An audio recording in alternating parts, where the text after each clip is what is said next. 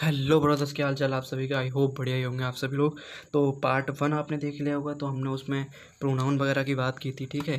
तो प्रोनाउन से रिलेटेड, और उसमें हमने नॉमिनेटिव्स प्रोनाउंस और ऑब्जेक्टिव प्रोनाउंस की डिटेल में बात की थी। तो आई होप आप सभी को समझ में आ गए होंगे।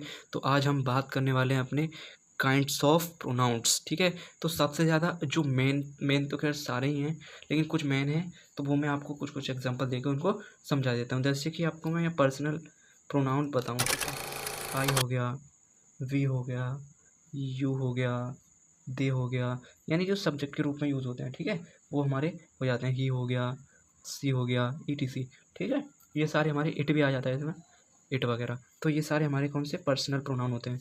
अब रिफ्लेक्सिव प्रोनाउन की अगर बात करें, रिफ्लेक्सिव प्रोनाउन भाई जितने भी हमारे पजेसिव केस होते हैं ना, पजेसिव नहीं, ऑब्जेक्टिव केस जो होते हैं, ऑब्जेक्टिव केस और पजेसिव केस प्लस करके कुछ कुछ पजेसिव केस के आते हैं, कुछ ऑब्जेक्टिव केस के आते हैं। तो उनके एंड में हम सेल्फ को यूज़ कर देते हैं, जैसे माई सेल्फ, ठीक है, योर सेल्फ,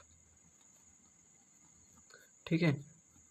तो भाई अब यहाँ पे माई क्या है, माई का हमारा ऑब्जेक्टिव केस है, नहीं है, कौन सा, पजेसिव केस है, ठीक है। तो पजेसिव केस यू, योर हमारा पजेसिव केस है। तो जो हमारे पजेसिव केस के अंत में हम सेल्फ लगा देते हैं, तो वो रिफ्लेक्सिव प्रोनाउन बन जाता है। रिलेटिव प्रोनाउन क्या होते हैं, जैसे हमारा हुम हो गया, हु हो गया, हुम हो गया, है ना, डेट हो गया, एंड विच हो गया, एंड ETC, ठीक है। तो ये सारे कौन होते हैं, हमारे रिलेटिव प्रोनाउन। अब डिस्ट्रीब्यूटिव प्रोनाउन कौन कौन से होते हैं, जैसे कि हमारा नन हो गया, आइदर हो गया, है ना, और हमारा नाइदर हो गया, और हमारा वाइदर हो गया, ठीक है, ETC।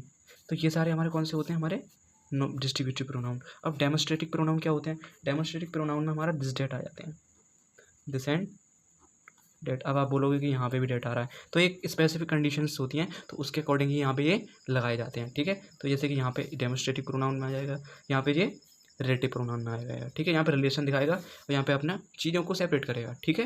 तो ये चीज़ आपको समझ में आएगा, personal pronoun, reflexive pronoun, relative और डिस्ट्रीब्यूटिव और डेमोस्ट्रेटिव। सबसे ज़्यादा इंपॉर्टेंट कौन सा है, सबसे ज़्यादा इंपॉर्टेंट हमारा रिफ्लेक्सिव प्रोनाउन होता है, जो ज़्यादातर जहाँ से क्वेश्चन पूछे जाते हैं, ठीक है। तो यहाँ से कैसे कैसे क्वेश्चन पूछे जाते हैं वो मैं आपको अभी बताता हूँ, है ना। तो यार लेकिन उससे पहले, बताने से पहले, आगे बढ़ने से पहले मैं आपको पजेसिव केस को क्लियर कर देता हूँ कि पजेसिव केस क्या होते हैं, ठीक है।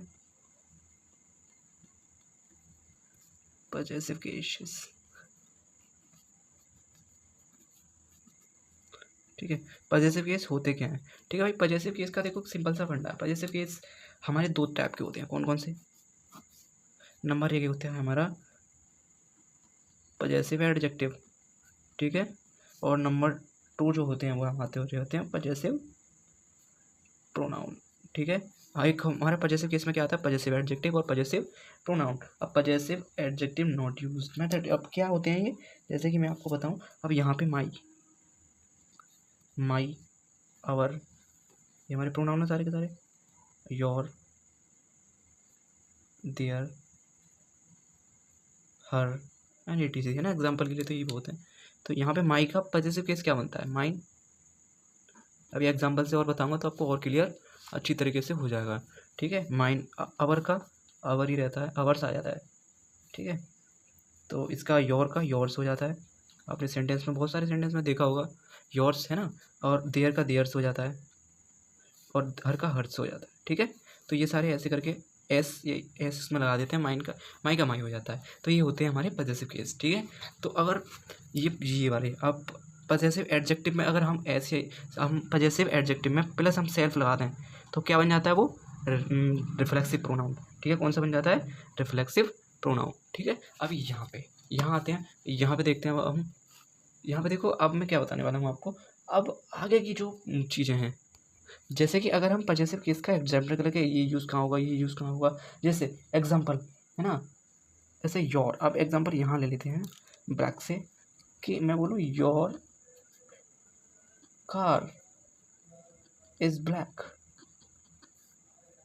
है ना। Your car is black, mine is black, mine is white ले लो, ठीक है। अब मैंने कहा क्या बोला यहाँ पे, योर कार इज़ ब्लैक, ठीक है। तुम्हारी कार कैसी है, काली है, मेरी सफ़ेद है। तो यहाँ पे हमारा जो ऑब्जेक्ट है कार, जो ऑब्जेक्ट है वो यहाँ पे सेकंड सेंटेंस में आया, नहीं यूज़ हुआ, लेकिन हमें पता चल गया कि बात किसकी हो रही है, कार की हो रही है। उसने बोला कि तुम्हारी कार कैसी है, काली है, लेकिन मैंने बोला मेरी तो सफ़ेद है, ठीक है। एक और एग्जांपल जैसे तो एक और एग्जांपल ले लो, हर